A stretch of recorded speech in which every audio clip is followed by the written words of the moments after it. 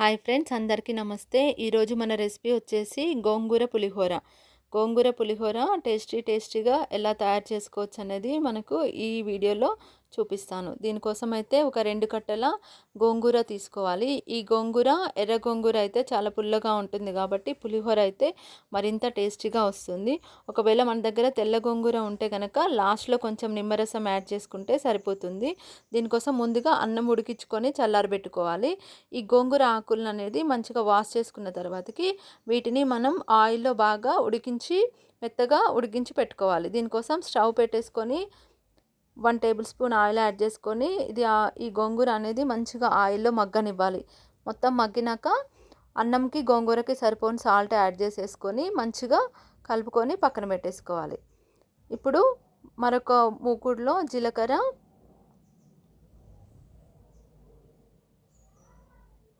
ధనియాలు,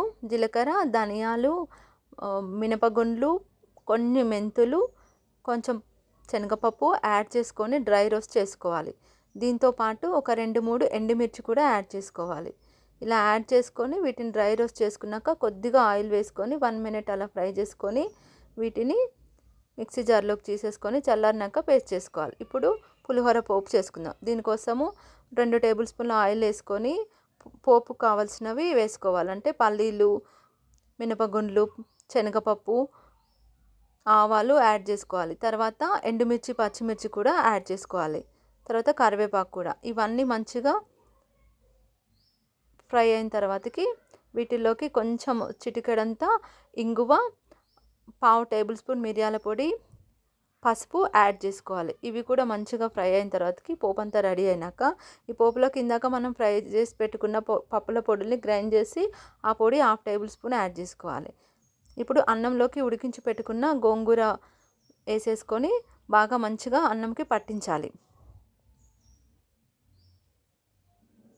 ఇలా మొత్తం పట్టించిన తర్వాతకి మనం రెడీ చేసుకున్న పోపు కూడా దీనికి యాడ్ చేసుకోవాలి. పులిహోర పోపు కూడా యాడ్ చేసుకోవాలి.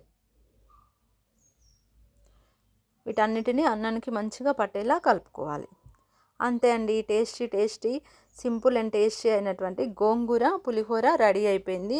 ఇదైతే చాలా టేస్టీగా ఉంటుంది. పిల్లలైతే చాలా ఇష్టంగా తింటారు. లంచ్ బాక్స్లోకి పెడితే మాత్రం మొత్తం ఖాళీ అవుతుంది. Thank you for